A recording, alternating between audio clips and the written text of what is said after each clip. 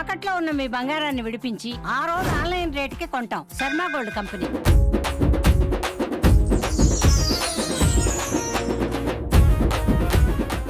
నమస్తే, welcome to Suman TV. నేను పద్మిని. ప్రస్తుతంతో పాటు ప్రముఖ ఆధ్యాత్మికవేత్త, దత్త ఉపాసకురాలు, శ్రీపాద శ్రీవల్లభ దత్తపీఠం వ్యవస్థాపకురాలు శ్రీమతి లతా దత్త గారు మనతో పాటు ఉన్నారు. మాట్లాడదాం అక్క. నమస్తే అక్క. నమస్తే పద్మిని.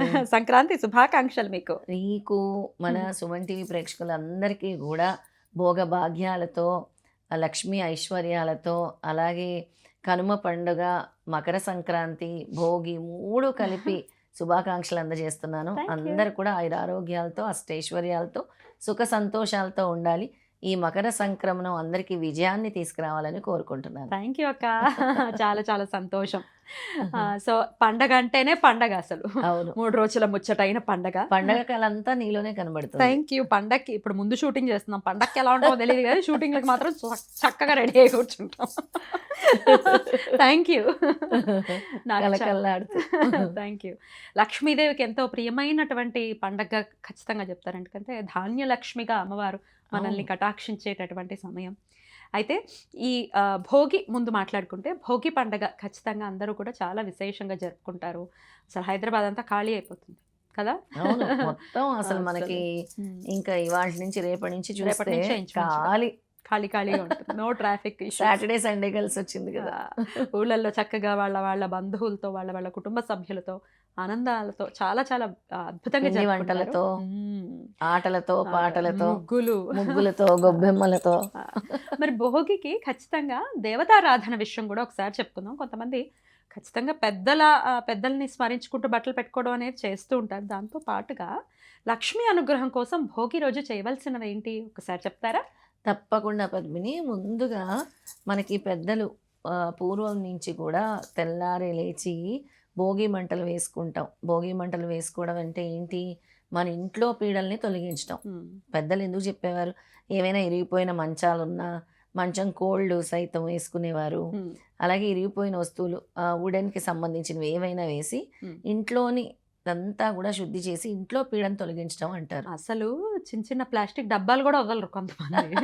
ఎట్లా అసలు అందులో వుడెన్ వేసేయమంటున్నారు మంటల్లో. కానీ వేయటం వల్ల వచ్చే లాభం ఏమిటి? వేయటం వల్ల అగ్నిహోత్రి వెలిగిస్తున్నాం. మన పీడలన్నిటినీ కూడా పోతాయి. ఇది ఋతువు మారుతుంది కదా. చలికాలము, మనకి చలికాలం నుంచి మళ్ళీ ఋతువుని సూచిస్తుంది. అలాగే మకర సంక్రమణం జరుగుతుంది.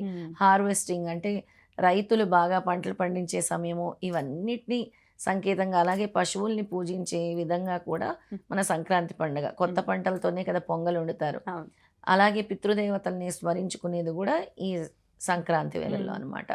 అందుకని భోగి రోజు భోగ భాగ్యాలతో మీ ఇల్లంతా నిండాలని ముందు ఈ భోగి మంటలు వేస్తారు. అలాగే ఆ రోజు సాయంత్రము చిన్న పిల్లలకి ఉంటే దిష్టి పోవడానికి భోగి పళ్ళని పోస్తారు. అలాగే చిల్లర డబ్బులు, చెరుకు ముక్కలు, రేగిపళ్ళు అన్నీ వేసి కలిపి భోగి పళ్ళు తప్పకుండా వేస్తారు. అలాగే ఇంటి ముందు పెద్ద పెద్ద రంగవల్లులు, గొబ్బెమ్మలు కూడా పెడతారు. గొబ్బెమ్మలు అంటే లక్ష్మీదేవికే కదా సంకేతం. భోగభాగ్యాలనిచ్చింది లక్ష్మీదేవి. అయితే ఆ రోజు తప్పకుండా ఈ మంటలు వేసుకొని అందులోని ఆ భోగి మంటల్లోనే వేడి నీళ్ళు కాచుకొని స్నానం చేస్తే చాలా ఆరోగ్యాన్ని ఇస్తుంది అని అంటారు. నువ్వులు వేసుకొని స్నానం చేయాలి ఆ రోజు. మర్నాడు కూడా సంక్రాంతి రోజు కూడా నల్ల నువ్వులు లేదా నువ్వుల నూనె రాసి నలుగు పెట్టుకొని స్నానం చేయాలి. నువ్వుల పిండి అయినా నలుగులో కలిపి రాసుకుంటే చాలా మంచిది. మనకుండే శని దోషం పోతుంది అని పెద్దలు చెప్పటం జరిగిందనమాట.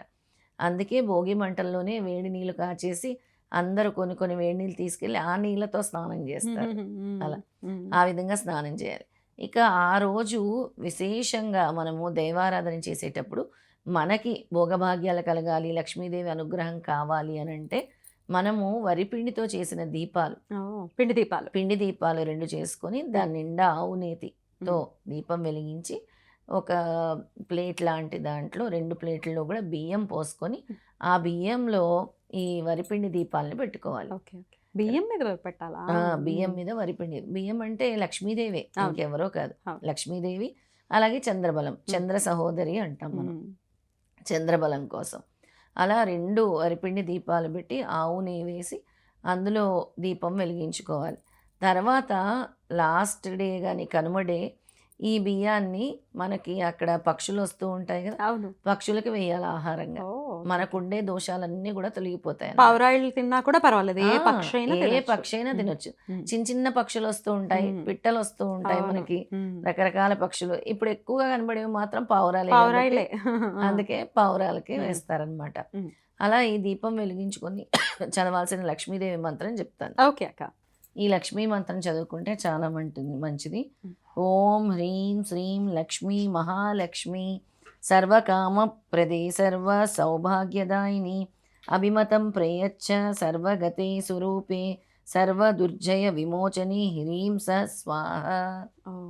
అని ఈ మంత్రాన్ని ప్రతినిత్యం అంటే ఆ రోజు నుంచి మొదలు 108 సార్లు జపించటం వల్ల అసాధ్య కార్యక్రమాలు కూడా ఉమ్. జయప్రదంగా నెరవేరుతాయి. ఉమ్. సకల దుఃఖములు తొలగిపోతాయి. భోగి రోజు మన దుఃఖాలన్నీ తొలగించుకుంటాం కదా, అలాగే మనోవాంఛిత కార్యాలన్నీ కూడా సులువుగా సఫలమవుతాయి అన్నమాట ఓకే. ఈ మంత్రం వల్ల. అలాగే మనకు కావాల్సినంత ధనం కూడా మహాలక్ష్మి ఇస్తుంది ఓకే. ఆ రోజు నుంచి. మరొకసారి ఈ మంత్రం చదువుతాను. హా. ఓం హ్రీం శ్రీం లక్ష్మీ మహాలక్ష్మి సర్వకామ ప్రదే సర్వ సౌభాగ్యదాయిని అభిమతం ప్రయచ్చ సర్వగతే స్వరూపే సర్వ దుర్జయ విమోచని హ్రీం సహ స్వాహ అనే ఈ మంత్రాన్ని 108 సార్లు భోగి రోజు ఎవరైతే జపించి ఈ బియ్యపిండి దీపాలు పెట్టుకొని లక్ష్మీ అమ్మవారిని ఎవరైతే పూజిస్తారో హా. తప్పకుండా వాళ్ళ కోరిన కోరికలన్నీ కూడా నెరవేరుతాయి. ఓకే. సుఖ సంతోషాలతో ఆయురారోగ్యాలతో ఉంటారు. అలాగే వాళ్ళ దుఃఖాలన్నీ కూడా దూరం అవుతాయి అన్నమాట. అద్భుతం, అద్భుతం. సో చాలా బ్యూటిఫుల్గా ఎక్స్ప్లెయిన్ చేశారు. పిండి దీపాలని ఖచ్చితంగా వెలిగించుకుని లక్ష్మీదేవికి ఎంతో ప్రియమైనది. అందున క్యాలెండర్స్లో అయితే 14, 15, 16 అంటున్నారు, కానీ 13, 14, 15 కదక్క పండగలు? 13, 14న వచ్చేసింది కదా. మ్మ్. అంటే మనకి 13 నుంచి 14 వరకు భోగి ఉంది. మధ్యాహ్నం నుంచి మనకి సంక్రమణం జరిగింది అనమాట. సంక్రమణం ఎప్పుడు జరిగినా ఆ రోజునే కన్సిడర్ ఆ చేసేసుకోవాలి. రోజే కన్సిడర్ చేసి చేయాలి. మధ్యాహ్నం 3కి సంక్రమణం జరిగిపోయింది అంటే మకర రాశిలోకి సూర్యుడు ప్రవేశించేస్తున్నాడు. అవును అవును, సో ఆ రోజునే చేసుకోవాలి. ఆ రోజు క్యాలెండర్స్ లో సూర్యోదయానికి అయినా ఇంకొకటి ఏంటంటే దృక్ సిద్ధాంతం వేరు, లేకపోతే ఇంకొక సిద్ధాంతం, పూర్వ పంచాంగం వేరు, దృక్ సిద్ధాంత పంచాంగం వేరు. అవును, మనం ఏది ఫాలో చేస్తే దాన్ని ఫాలో చేయాల్సి ఉంటుంది. రైట్ అక్క.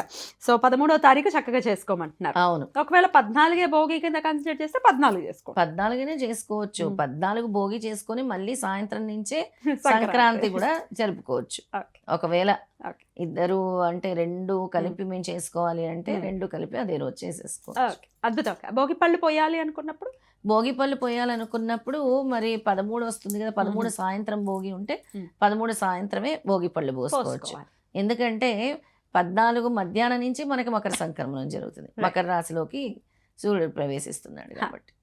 అద్భుతం అక్క. చాలా బ్యూటిఫుల్ గా ఎక్స్ప్లెయిన్ చేశారక్క. కృతజ్ఞతలు. నమస్తే అక్క. జై గురుదత్త. అందరికీ గురుదత్త. భోగి శుభాకాంక్షలు. మీకు కూడా అక్క భోగి శుభాకాంక్షలు.